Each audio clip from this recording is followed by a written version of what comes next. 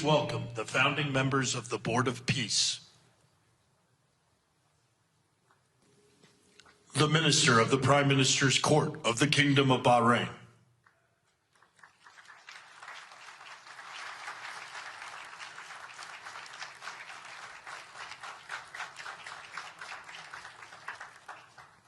The Minister of Foreign Affairs of the Kingdom of Morocco.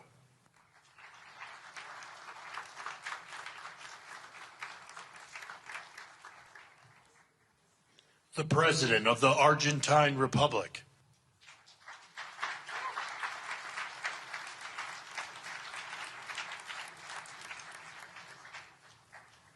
The Prime Minister of Armenia.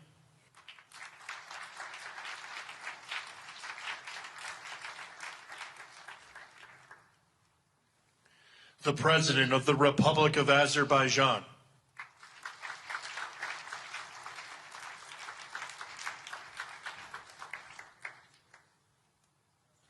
The Prime Minister of the Republic of Bulgaria.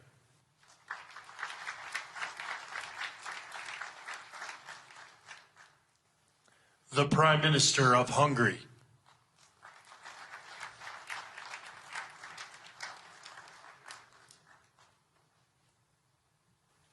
The President of the Republic of Indonesia.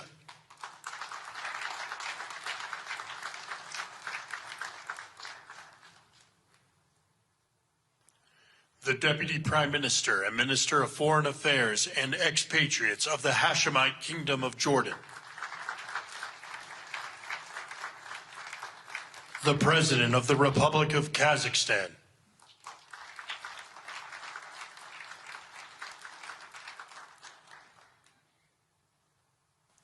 The President of the Republic of Kosovo.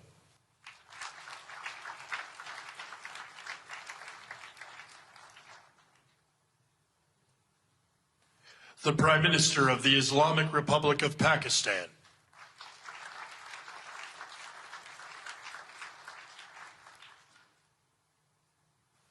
The President of the Republic of Paraguay.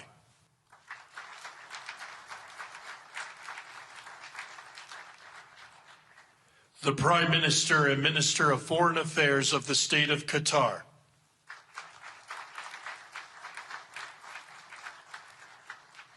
The Minister of Foreign Affairs of the Kingdom of Saudi Arabia.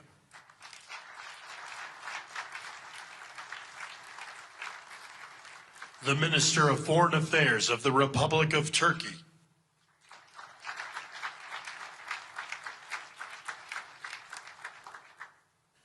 The Special Envoy to the United States for the United Arab Emirates.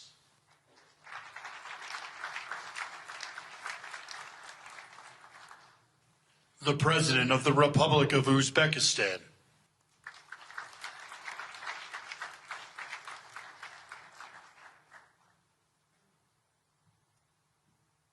The Prime Minister of Mongolia.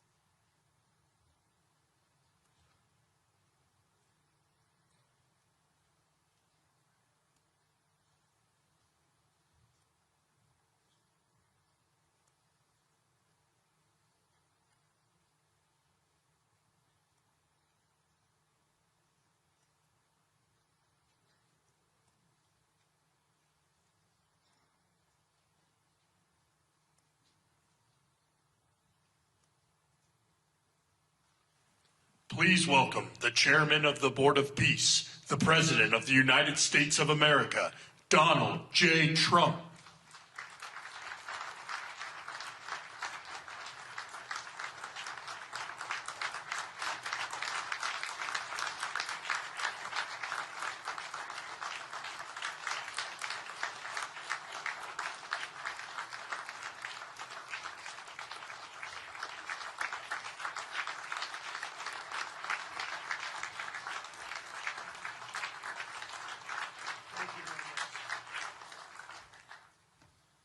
Well, this is a very exciting day, long in the making, and many countries have just received their notice, and everybody wants to be a part of it, and we'll work with many others, including the United Nations.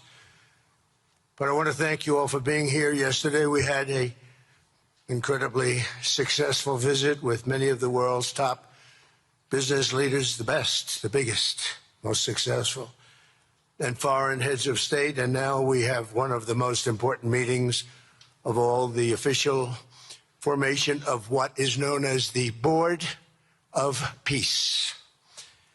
I want to thank the Secretary of State, Marco Rubio, Special Envoy Steve Witkoff, and Jared Kushner, and their extraordinary work. I mean, they've done an amazing job. We have peace in the Middle East. Nobody thought that was possible.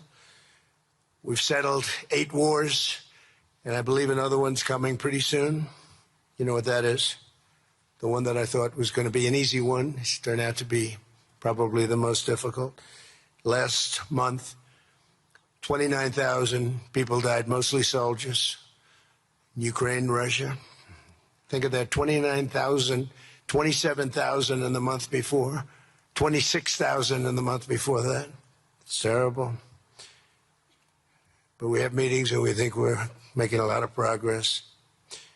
Thanks as well to Secretary Scott Bessent, Howard Lutnick, and Chris Wright, U.S. Trade Representative, Jameson Greer. They're all doing such an incredible job. Ambassador Callista Gingrich, who is here, doing a fantastic, really fantastic work. Thank you, Callista.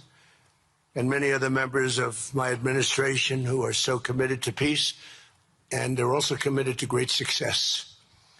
Very importantly, let me recognize the very first group of distinguished members of the Board of Peace. They will be introduced by name in just a moment. Caroline will be doing that introduction. And to each and every one of you, we are truly honored by your presence today. Leaders of countries, in most cases, very popular leaders. Some cases, not so popular, but that's the way it goes in life. Thanks as well to President Karol Nawrocki of Poland, who's a fantastic man. He just won a very big election. I'm very proud of him.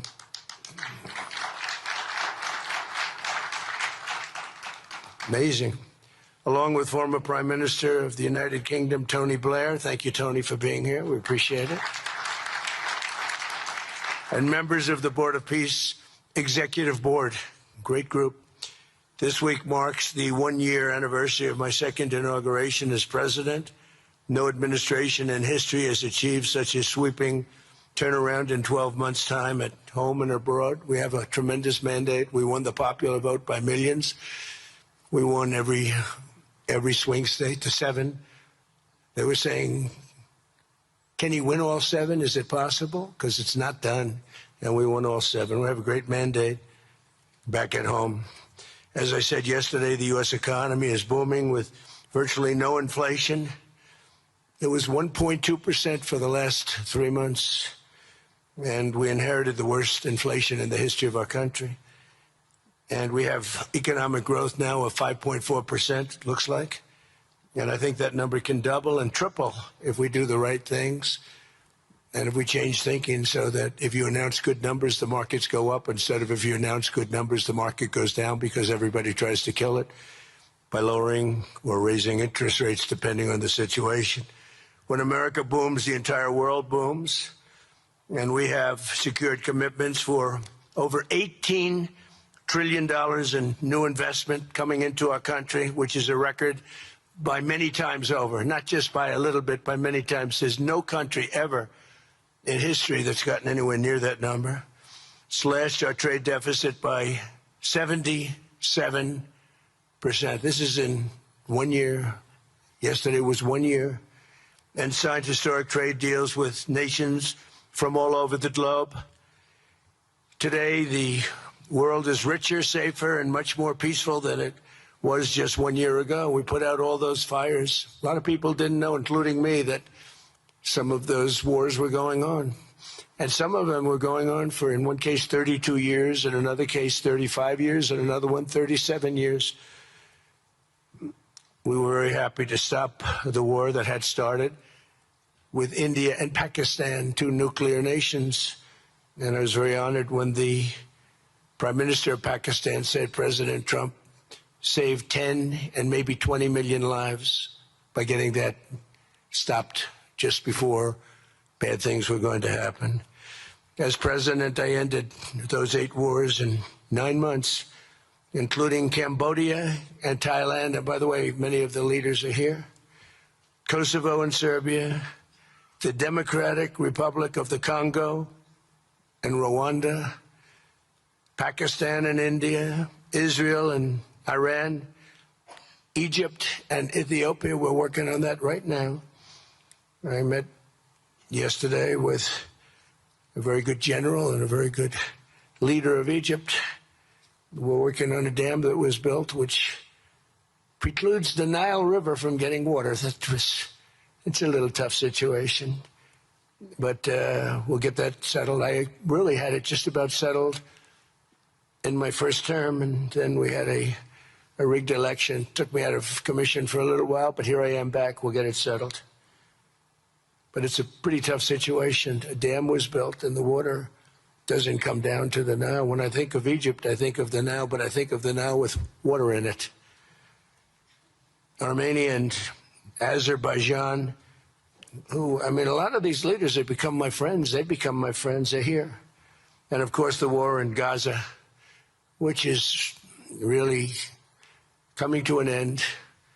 We have little fires that we'll put out, but they're little. They were giant, massive fires, and now they're down to little fires. We can put them out very easily. We have 59 countries that are involved in peace in the Middle East. Many of them not in the Middle East. They're near the Middle East, but they're not in the Middle East. And many have said that if Hamas doesn't do what they promised they would do, and I think they probably will, but they were born with rifles in their hands. They were literally born. The first day they had a rifle put into their hands, but they have to give up their weapons. And if they don't do that, it's going to be the end of them. But many countries have told me we want to go in and do it, and they really aren't countries that you traditionally think of as being involved in that. But that's the fire. Hezbollah in Lebanon, we have to do something about that. But these are, I call them remnants. They're small remnants compared to what it was before. It was massive, large, powerful countries fighting each other.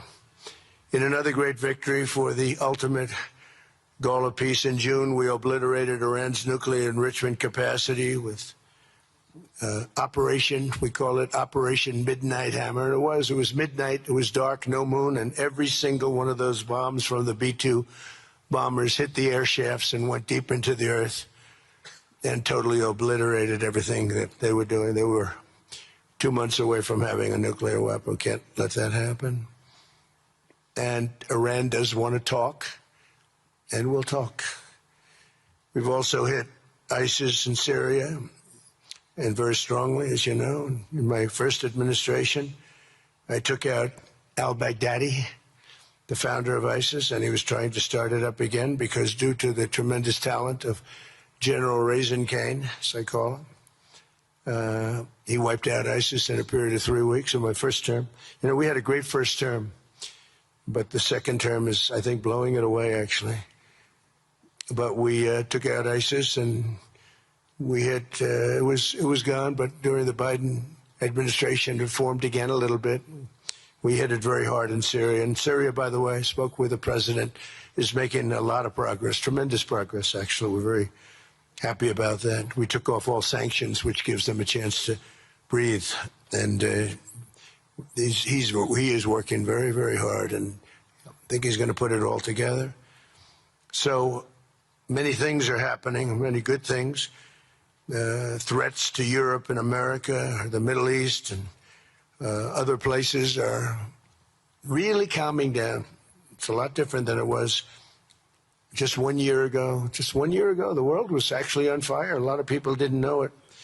And in Nigeria, we're annihilating terrorists who are killing Christians. We've hit them very hard.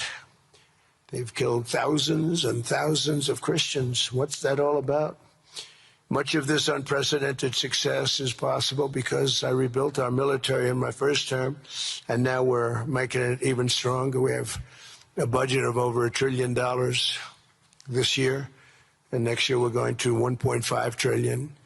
Our country's never done better economically. We're taking in numbers that we've never taken in, not only the fact that the investment is at 18 trillion plus, but our jobs numbers, everything is, I think, maybe better than ever before. I think you're going to see and a lot of you are investing in our country. I think you're going to be extremely happy with your investments. I think you'll see numbers like you haven't seen before. I also secured commitments from virtually all NATO allies to increase their defense spending to 5% of GDP. Everybody but Spain. I don't know what's happening with Spain. Why would they not do that? They want a free ride, I guess, huh? Every country but Spain increased to 5%. I don't know why. We're going to have to talk to Spain. With America's renewed attention to security of the Western Hemisphere, I've stopped the invasion on our southern border and designated the drug cartels as foreign terrorist organizations. And you probably saw that we've virtually stopped almost 100% all drugs coming in by water. And now we're going to stop them on land. The land is easy. The water is tough. But that's down now. I heard it just last night. It was 97. Now it's 98.1%. And we're trying to figure out who are the 2% that are willing to get onto those boats. I don't think they watch television or the news. But we've taken out almost 100% of all of the drugs coming into the United States by water. And now we'll, I think, very easily stop them on land. That's the easy part. We wanted to wait till the other was taken care of. And earlier this month, thanks to the unrivaled skill, power, and might of the U.S. military, we have the most powerful military in the world by far. We captured the outlaw dictator Nicolas Maduro, and the people of Venezuela are very happy about it. And we're having great relationships with the new leaders of Venezuela. The relationships have been good. We're opening up the country to our giant oil companies, and it's going very well. We've already taken out, think of this, 50 million barrels of oil, and a lot of that's going to go back to Venezuela. They'll do more income with us in a short period of time than they did in years, because as much oil as they have, and they have a lot, just about the most. After us, there's a couple of countries that are in that category, but we have the most, actually, and they're second between Venezuela and us. We have 62% of the world's oil, but they have very little production, so they'll have a lot of production. All the oil companies, we had meetings, you probably saw, all the oil companies want to go in. They want to go in immediately. They're already touring the sites. But our military was amazing. That strike was amazing. We had a second wave coming. We didn't need it. They said, no second wave. We don't want a second wave. The first wave was enough. And, of course, we're working to end the horrible killing in Ukraine, a war that should never have happened and would have never happened if I were president. That was not going to happen. I used to speak to Vladimir Putin about Ukraine, and it was the apple of his eye, but he would never have ever done it. Said, you can't do that, Vladimir. As part of this historic record of major peace initiatives, today we're announcing more details regarding the Board of Peace, so important. This board has the chance to be one of the most consequential bodies ever created, and it's my enormous honor to serve as its chairman. I was very honored when they asked me to do it. We had an idea to do it, and then they came, they said, you be the chairman. And but I take it very seriously. We have a great group of people and incredible young people that are leading it from within. It's running beautifully, started already. And every country, just about every country, wants to be a part of it. And we just sent out the letters a couple of days ago, and these are just the countries that are here. They happen to be in Davos. So we said, would be honored if you wanted to join us up on the stage. And it's really great. They're friends of mine. I think, let me see. Yeah, every one of them is a friend of mine. A couple I like, a couple I don't like. No, I like, actually, at this group, I like every single one of them. Can you believe it? Usually I have about 2 or 3 that I can't stand. Usually I have 2 or 3 that I don't like. I don't find them up here. I like every one of these people. No, they're great people. They're great leaders. And the Board of Peace is composed of leaders, the top leaders in the world, actually. Last October, we released a plan for the permanent end to the conflict in Gaza, and I'm pleased to say that our vision was unanimously adopted by the United Nations Security Council late last year. Under phase 1 of this plan, we have painstakingly maintained that Gaza, and we're going to have it very strongly, and it's what we have, maintained the Gaza ceasefire, delivered record levels of humanitarian aid. We've given aid. You know, you used to hear all the people were starving and it was terrible. Now you don't hear that anymore. We've delivered record levels of humanitarian aid. I want to thank the United States, but I want to thank some of the countries that are sitting right up here, because they've sent great aid, aid also in the form of money, where we go out and purchase food, and you don't hear those stories anymore with people starving. And secured the release of all 20, we secured the release of all 20 living hostages. Now, I want to thank Steve Witkoff and Jared and everybody for working so hard. They worked so hard, but there were 20 remaining living hostages. Now, we got hundreds out, but the last 20, I said, boy, that's going to be a tough one. I said that a year before, and it was a tough one, but we got them. Got all 20, every one of them. And we had also about 28 that were dead, but the parents wanted them just as though they were living, just as much. Some cases it almost seemed more. It was amazing, actually, the love.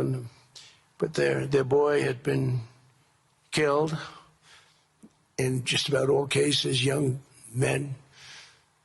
Their boy had been killed, and they wanted the body of the boy, and it looked like it couldn't be done. And with the exception of one, and we're close on the track of that, we've got them all, every single one of them, which is amazing.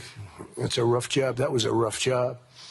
And I've been very clear that Hamas must return that last remaining deceased hostage as well, and that will be the full commitment. And then we get on to other things, and we're committed to ensuring Gaza is demilitarized, properly governed, and beautifully rebuilt. It's going to be a great plan, and that's where the Board of Peace really started. And I think we can spread out to other things as we succeed with Gaza. We're going to be very successful in Gaza. It's going to be a great thing to watch, and we can do other things. We can do numerous other things. Once this board is completely formed, we can do pretty much whatever we want to do, and we'll do it in conjunction with the United Nations. You know, I've always said the United Nations has got tremendous potential, has not used it. But there's tremendous potential in the United Nations, and you have some great people at the United Nations. But so far it hasn't. You know, on the 8 wars that I ended, I never spoke to the United Nations about any of them. And you would think that I should have. You would think they could have done those 8 wars, but they couldn't have. And they tried, I guess, in some of them, but they didn't try hard enough. But there's tremendous potential with the United Nations, and I think the combination of the Board of Peace with the kind of people we have here, coupled with the United Nations, can be something very, very unique for the world. It's for the world. This isn't United States. This is for the world. As everyone can see today, the first steps toward a brighter day for the Middle East and a much safer future for the world are unfolding right before your very eyes. Together we are in a position to have an incredible chance. I don't even call it a chance. I think it's going to happen. To end decades of suffering, stop generations of hatred and bloodshed, and forge a beautiful, everlasting, and glorious peace for that region and for the whole region of the world, because I'm calling the world a region. The world is a region. We're going to have peace in the world. And boy, would that be a great legacy for all of us. Everybody in this room is a star, or you wouldn't be here. There's a reason that you're here, and you're all stars. You're the biggest people, the most important people in the world, most powerful people in the world. And when you use that genius that you have, that very unusual, very inspired genius, when you use that for peace, the opposite of peace has no chance. So I just want to say it's tremendous to be with you, and I think this is something that we're doing that's very important. This is the most important. I was so looking forward to being here, and yesterday was a tremendous success. A lot of good things happened, but this was something that I really wanted to be here and do, and I could think of no better place because so many people were together. And now to bring the Board of Peace into full force, I ask Sheikh Issa of Bahrain and Foreign Minister 𝗟𝗃𝗃𝗲 of Morocco to join me in signing and ratifying the Board of Peace Charter. Thank you very much, everybody. Appreciate it. Thank you. Thank you.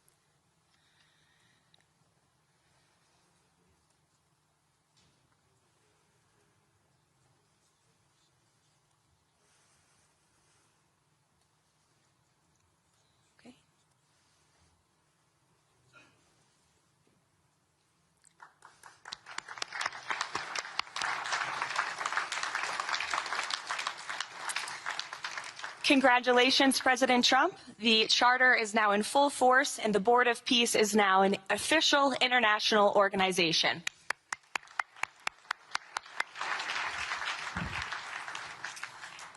We will now continue the signing ceremonies, beginning with the President of Argentina and the Prime Minister of Armenia.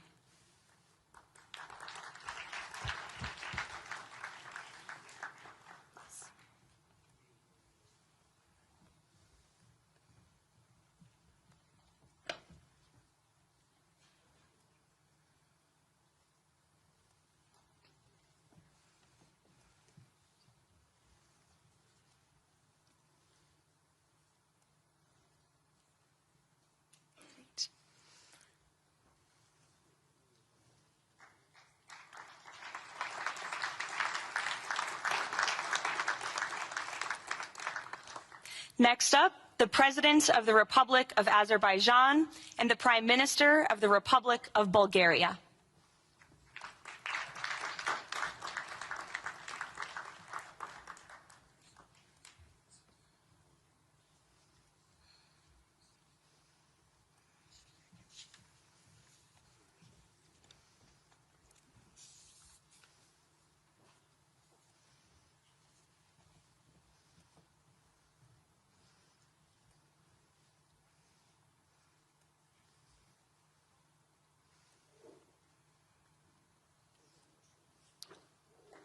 Thank you. Next, the Prime Minister of Hungary and the President of the Republic of Indonesia.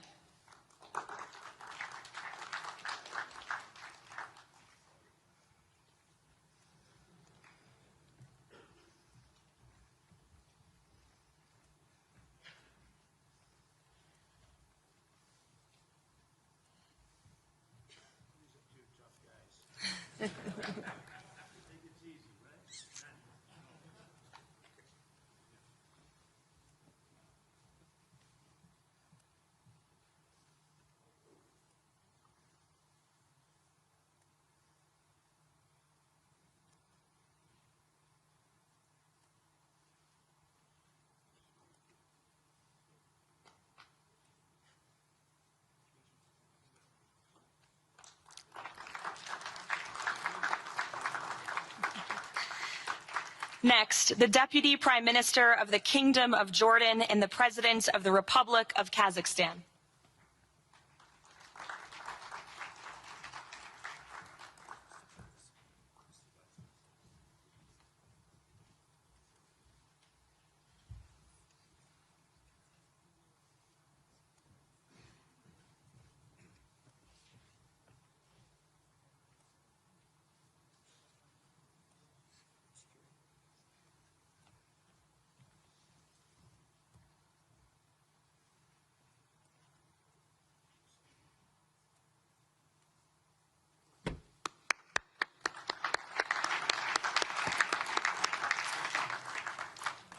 Next, the President of the Republic of Kosovo and the Prime Minister of the Islamic Republic of Pakistan.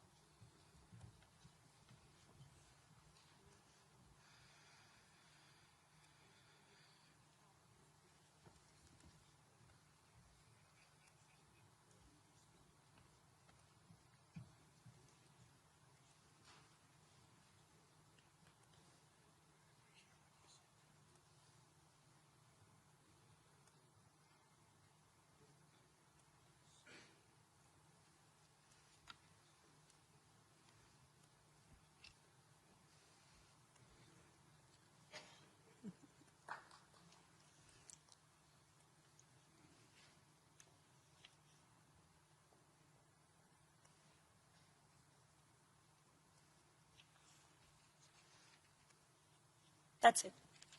Yes. Thank you.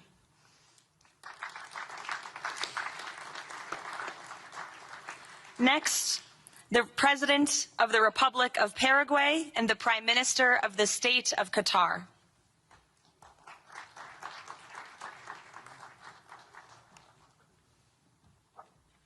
Hello, how are you?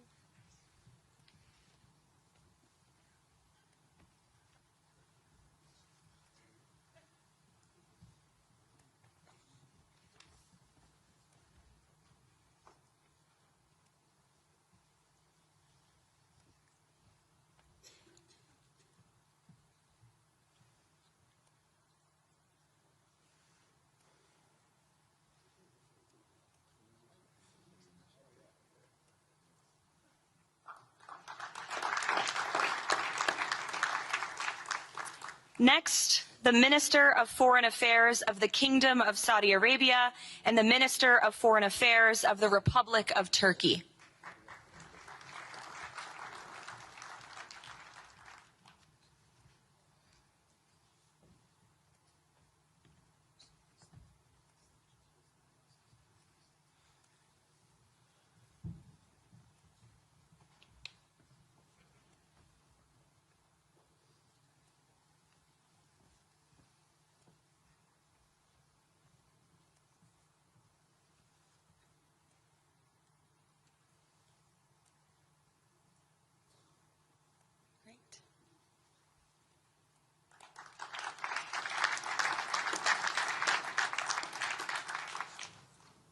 Next, the Chairman of the Executive Authority Affairs of the UAE and the President of the Republic of Uzbekistan.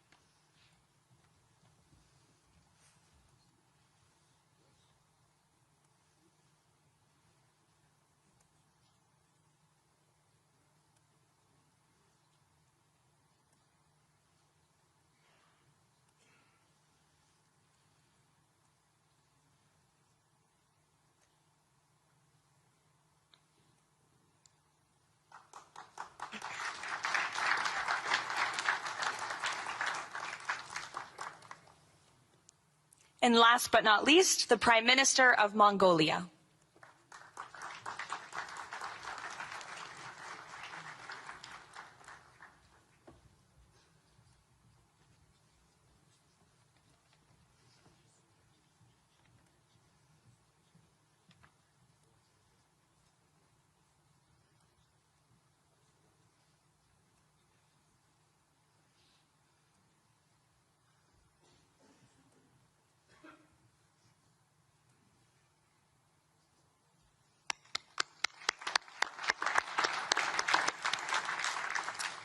Congratulations, everyone. This concludes the signing ceremony. If President Trump and all of the Board of Peace members could please join the President around the table. The President is now going to sign the inaugural resolution that will resolve the Board of Peace's Gaza mandate per the United Nations Security Council Resolution 2803.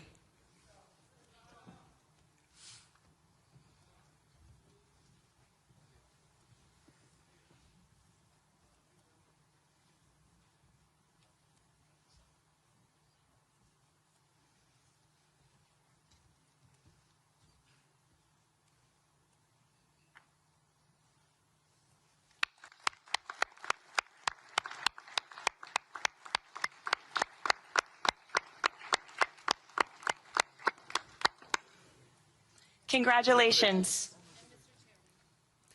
If President Trump and all Board of Peace members could please take their seats in the front.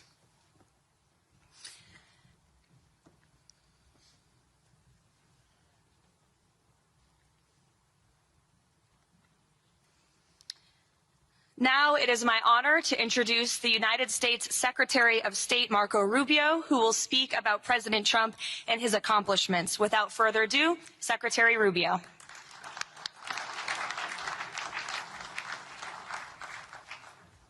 Thank you very much. It's an honor to be here today. It's an honor to serve as the Secretary of State during a historic presidency. And it's a historic presidency because the President of the United States, Donald J. Trump, is someone who is not limited by what others say is possible or what others say is impossible. He's not limited by some of the things that have happened in the past, and he's willing to talk to or engage with anyone in the interest of peace, always putting the American people and our national security first, but understanding that in the world that we share with so many others, peace is paramount to all of us. We are here today because of President Trump's vision. If we go back just a few months ago, people thought what was happening in Gaza was impossible to solve.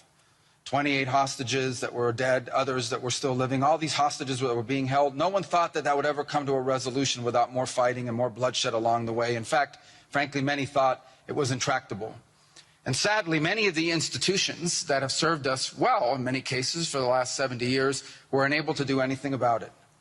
But President Trump had the vision and the courage to dream the impossible, to believe that it was doable, and to pursue it with all of his heart. And he was in that capacity assisted by an extraordinary team, and I think both Jared and Steve deserve a tremendous amount of credit, Jared Kushner and Steve Woodcock, for all the work they put in. And all of our partners here today. And now we have this Board of Peace, who I believe's possibilities are endless. Obviously with a focus first and foremost on making sure that this peace deal in Gaza becomes enduring.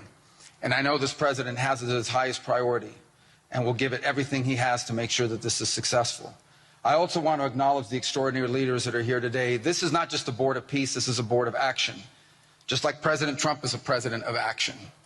A lot of times people like to give speeches. I've been to many of these forums, and they're not useless, and they're not, they have utility in many cases. But oftentimes in international affairs, we often find ourselves at events where people are reading these scripted statements, these strongly worded letters that they put out, but no action. Nothing happens. This is a group of leaders that are about action. And the President of the United States is a president of action, of getting things done. And today is the beginning of that, of a new era and a new stage that we think is so important as a model to the rest of the world of what is possible. And clearly the focus is right now on Gaza and making sure that the plan that's about to be presented to you here today, this vision for the future of Gaza, this vision for the future of the region, is not just possible and promising. It is our destiny if we put the time and the effort that it requires, as I know this board will do. But I also think it will serve as an example of what's possible in other parts of the world. Without losing focus on what's before us now, this is what's possible for other places and other conflicts that seem impossible to solve right now. So I want to, on behalf of the United States, on behalf of the team that worked so hard on this, thank every single one of the leaders that are here today and all of the countries that have committed to joining, and many others who are going to join. Others either are not in town today or they have to go through some procedure internally in their own country because of constitutional limitations. But others will join. Many want to be a part of this effort because it is going to be a successful effort. And you see it reflected here today among countries of different backgrounds from different parts of the world, majority Christian some, majority Muslim others, who've come together. In fact, former adversaries who have joined here as part of this Board of Peace. And all was possible, and I want to acknowledge this again, because of the vision and the drive of the President of the United States. So thank you all for joining us here today. We appreciate it very much.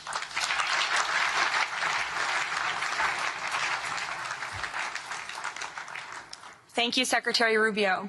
Please, if you could now turn your attention to the screens for a video message from the head of the National Committee for the Administration of Gaza, Dr. 𝗟𝗶𝘃𝗲. Distinguished leaders, colleagues, and friends, it is an honor to be here today. I want to start by thanking President Donald J. Trump and his administration for their intensive efforts to advance peace in the whole region. I also thank Egyptian President 𝗟𝗶𝘃𝗲 al-Sisi, Qatar, and Turkey as mediators, the Palestinian Authority, and members of the United Nations Security Council for welcoming the comprehensive peace plan. These efforts created the opportunity for a new future in Gaza Strip. But what will really matter is what comes next. This transition will succeed only if it delivers real, tangible improvements in daily life for Gazans. As Chief Commissioner of the National Committee for the Administration of Gaza, it's my responsibility to turn this moment into action, to restore order, to rebuild institutions, and to create a future for the people of Gaza defined by opportunity and dignity, under the principle of one authority, one law, and one weapon. As a first step, I am pleased to announce the Rafah crossing will open next week in both directions. For Palestinians in Gaza, Rafah is more than a gate. It is a lifeline and symbol of opportunity. Opening Rafah signals that Gaza is no longer closed to the future and to the war. I want to be clear, there is much more work ahead, and none of it is easy. The road forward will involve difficult decisions and setbacks, but this is a real step, and it marks a new direction. Now, I would like to address the people of Gaza. من أرض الكنانة أتوجه الآن بكلمتي إلى أبناء شعبنا الصامد الصابر في قطاع غزة. لقد صمدتم وحافظتم على أسركم وأرضكم خلال سنوات عصيبة عجاف صبرت أعماقكم وكل الحدود. إن صمودكم الأسطوري لهو أعظم ما قدمت غزة، وهو الأساس الذي سنبني عليه سويا مستقبلنا. إن هذه اللحظة ليست للنظر إلى الخلف، بل مضي قدما نحو مستقبل زاهر مشرق، مستقبل ينشأ فيه أبناؤنا بلا خوف وقلق، يكافأ العمل وتفتح المدارس وتستعيد الحياة اليومية استقرارها وأمنها. إن المرحلة المقبلة تتطلب تضافر الجهود من قبل الجميع، ولكنكم لن تواجهوها وحدكم. أصواتكم لها وزن، وأعمالكم لها أثرها، والتزامكم بالسلام وإعادة بناء مجتمعاتكم ستحدد ملامح قطاع غزة الجديد. خطوة بخطوة وبالانضباط والعزيمة سنبني غزة قادرة على الاعتماد على ذاتها، ونرسم مكانها كمركز للحرية والفرص والسلام. Today I ask the international community not only to support this effort, but to work with us. Judge us by our actions. Hold us to clear standards, and stand with the people of Gaza as we take this responsibility for our future. Thank you, ladies and gentlemen.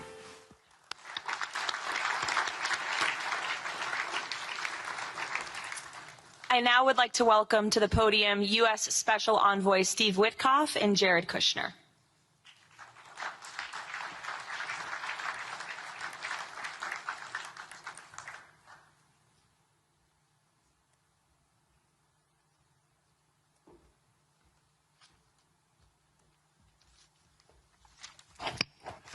Thank you, everyone, and welcome here. This is really my honor to be up here speaking. I remember when the president asked 𝗟𝗶𝘃𝗲 and, of course, our great Secretary of State to work on something that the world thought was impossible and unattainable. But the President, on this peace deal for Gaza, as on all other deals we work on his behalf, said we had to try. And, of course, we were inspired by that. We have achieved a peace deal in Gaza. We have brought the hostages home, all of the bodies except for one, and we will bring that body home too. And maybe most importantly, we have created a sense of hope for what the future can bring in Gaza and all other places where the board of peace will operate. And I am so honored, Mr. President, to have worked on this on your behalf. I'd like to thank some people here who are here with us tonight who have done so much, done indispensable work to bring this deal together. Sheikh Mohammed, my good friend from Qatar, and Ali Al-Tawadi, Hakan, Fidan, and Ibrahim, General Hassan, and Foreign Minister Badr Abdulati, and of course, President Sisi, and Prime Minister Netanyahu, former Special Envoy Ron Dermer, and Michael Eisenberg for all that they did. I would also like to thank our core working group and members of the Board of Peace who have been working nonstop on behalf of this incredible, noble effort, around the clock for months on end, sacrificing time with their families and their own personal lives because they believe in the mission and the vision that the President has set out for us. I'd also like to thank, those people include Tony Blair, 𝗟𝗶𝘃𝗲, Josh Grunbaum, Aryeh Lightstone, Laron Tonkman, Admiral Cooper, General Frank, and I probably have forgotten some along the way. And then perhaps most importantly, I want to thank our administration. We have an incredible team. It's amazing to work for this administration. I think you see the results that we get on behalf of the President because he inspires us so much. So I'd like to thank the Vice President of the United States, J.D. Vance, for all of his help and guidance, our Treasury Secretary, of course, the Secretary of State, who we work hand in glove with, and a special thanks to our Chief of Staff, Susie Wiles, who is always available to us for consultation, for steering, and for all else that she does. Thank you.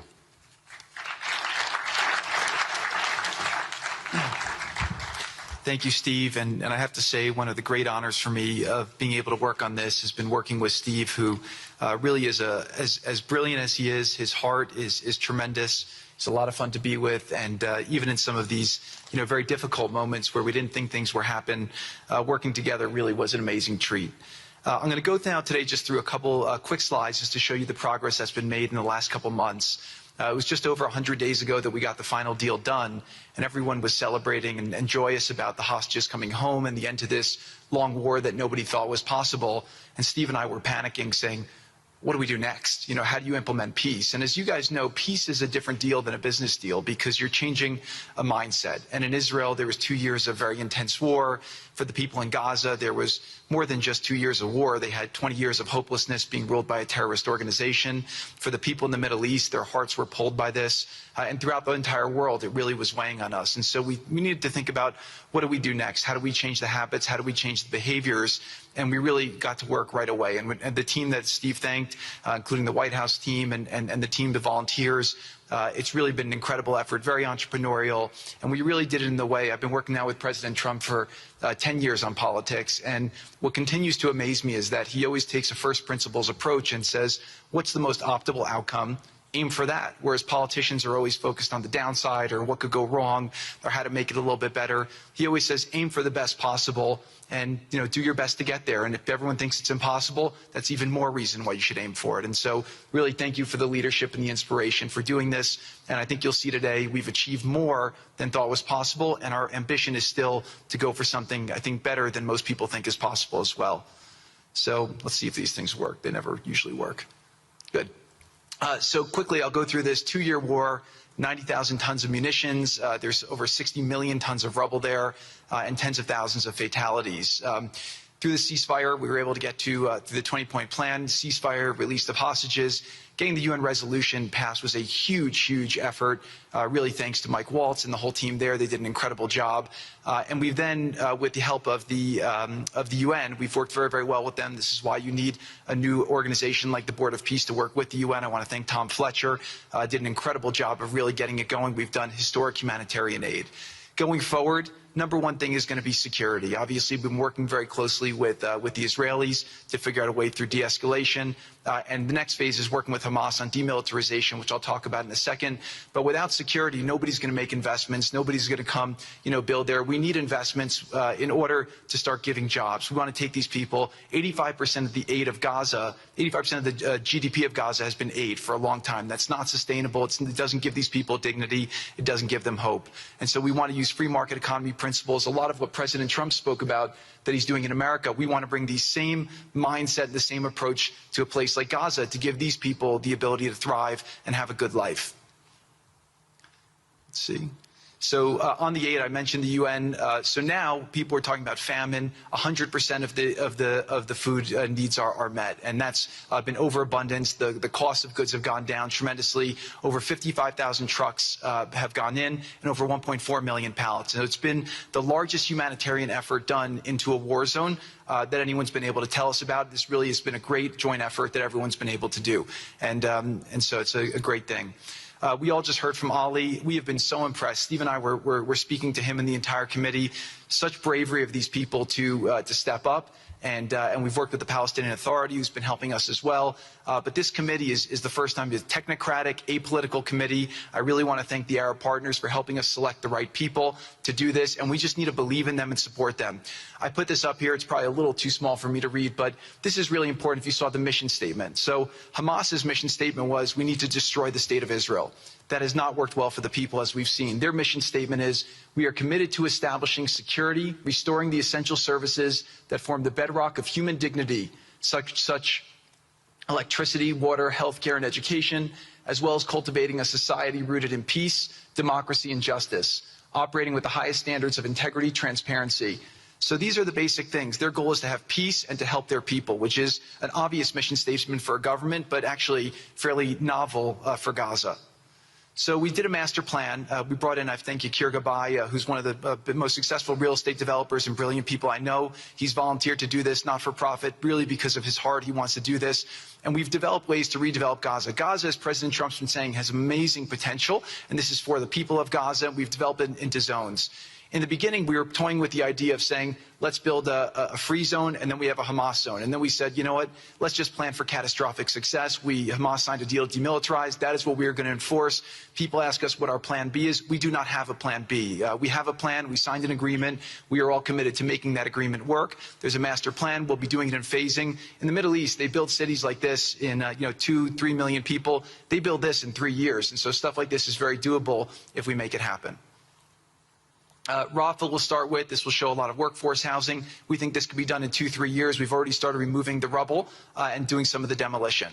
And then New Gaza. It could be a hope. It could be a destination, have a lot of industry, and really be a place that the people there can thrive, have great employment.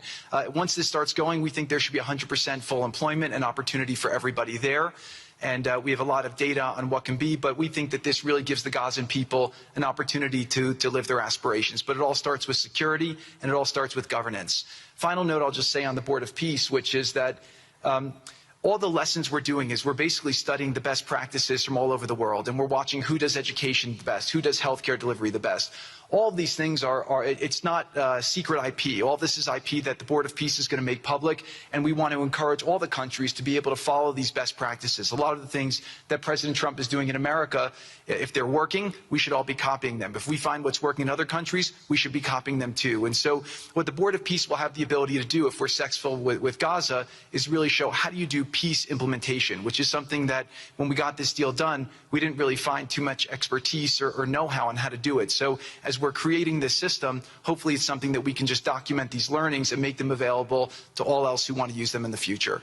So demilitarization, this is something we're starting now that we have a new government in Gaza. This government will be working with Hamas on the demilitarization to really take the principles that were agreed to in the document to the next phase, and hopefully that will be successful. Without that, we can't rebuild. So if Hamas does not demilitarize, that will be what holds back Gaza and the people of Gaza from achieving their aspiration, and that's very important. So the next 100 days, we're going to continue to just be heads down and focused on making sure this is implemented. We continue to be focused on humanitarian aid, humanitarian shelter, but then creating the conditions to move forward. So thank you. Final point I'll just make is this is really only possible because of the work of so many people and President Trump's great leadership. But a lot of you have been asking, how can we help? So the countries have all been incredibly generous. We'll be doing the first conference where we'll announce a lot of the contributions that will be made in a couple weeks in Washington. From the private sector, there'll be amazing investment opportunities. I know it's a little risky to be investing in a place like this, but we need you to come, take faith, invest in the people, try to be a part of it. And then finally, I'll just talk to people on the media and on the social media, which is this deal only happened because we worked with Israel, we worked with Turkey, we worked with Qatar, we worked with Saudi, we worked with Egypt. I mean, everyone worked together. We worked with UAE. We all worked together to make this happen. I see a lot of people trying to escalate, criticizing Israel or Israelis criticizing Turkey or Qatar. Just calm down for 30 days. I think that the war's over. Let's do our best to try working together. Our goal here is peace between Israel and the Palestinian people. Everyone wants to live peacefully. Everyone wants to live with dignity. Let's put our efforts towards promoting those who are doing the work to build this up, like Ali and his committee. Let's focus on the positive stories, and let's just calm down, turn a new chapter, and if we believe that peace is possible, then peace really can be possible. So we're going to continue to work every day. We need all of your help to do it. And again, I just really want to thank President Trump for his leadership in doing this. This would not have been possible without your commitment to this. Everyone thought it was impossible to end this war. You never gave up. You never stopped. Every time there was a setback, you told us to try harder. You gave us different ideas. And we've made several impossible things happen just in Gaza to date, and there's no reason why we shouldn't be able to make even more impossible things happen. So really thank you for your amazing leadership.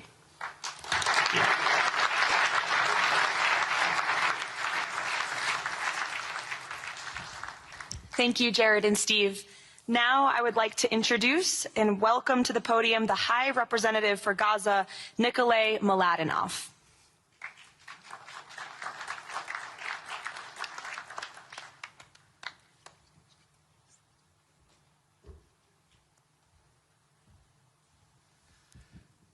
Mr. President, it's a great honor and a massive responsibility for me, for my team, for all of us to be here with you to begin this journey. Who would have thought 2 years ago that we will be sitting here with this group of countries, with this leadership, giving the people of Gaza a new chance? Who would have thought that last Friday I would be sitting, Mr. President, in Cairo with an amazing group of Palestinian technocrats, people who you don't see on the news, people who are not media personalities, but who are experts, who are committed to giving their people a chance in life. And this is what this is all about. For too long, Gazans, Palestinians and Israelis have lived with conflict, with death, with destruction. Now the page turns. And whether the page turns successfully really depends on all of us. We have the ingredients for it. We have the leadership of the United States and President Trump. We have a great group of countries joining the Board of Peace and more to come.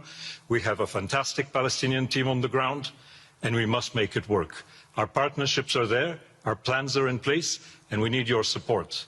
And finally, I look to all of you who are in this room and who are watching this meeting from their screens at home or in their offices. Please put away your talking points for a minute. Please put away your fears. Please put away your concerns. Please stop listening to the rumors and to the gossip. Focus on what we have to do today, because the future of 2 million Palestinians is at stake, and if we give them a chance, we will do more than that. We will create opportunities for 1 billion people who live in the Middle East and beyond, and who are responsible, also who want to see transformation and a chance in life for the future. So please join us on this journey, join the Board of Peace, and join us in supporting this excellent initiative. And thank you again, President Trump and the United States, for taking this decisive leadership forward.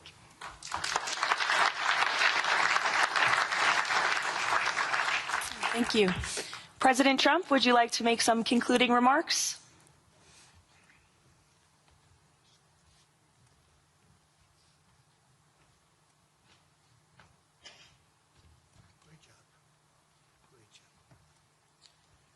Well, I just want to tell you it's all happening. And one of the first things I said when we really got involved in this project, and it's a big one, but it's very doable, I said to Jared and Steve and some of the other folks, including Larry Fink, and congratulations on the great success. The two of you have done a fantastic job. This is bigger and better than ever. We usurped some of your time for a very important reason, and you understand that better than anybody, and we appreciate that you're here very much. Thank you both very much. But I said that, you know, this is a great location. It all begins, see, I'm a real estate person at heart, and it's all about location. And I said, look at this location on the sea. Look at this beautiful piece of property, what it could be for so many people. It'll be so great. People that are living so poorly are going to be living so well. But it all began with the location. That's the vision. They look out on the waters, and very few places are like it. So we put together a team that's outstanding, a team that's done it before, a team that I think has done tougher jobs. If you want to know the truth, we've done some tough jobs. And we continue to. As far as the United States is concerned, we're behind it. And the United States has never been stronger, never been bigger, better. It's doing really well. You see that, building thousands of businesses, plants, factories all over the United States are right now under construction. Nobody's ever seen anything like it. And this is just an honor to be involved with this, and to be involved with the great people in this room and the great leaders that are sitting on stage. We thank you very much. And we have many others that have signed up, and they all want to be members of the Board of Peace, because it really will be important. This is not going to be a waste of time. We waste so much time on things that never happen. This will happen, and it's already happening. Thank you very much, everybody. It's a great honor to be with you. Thank you. Thank you.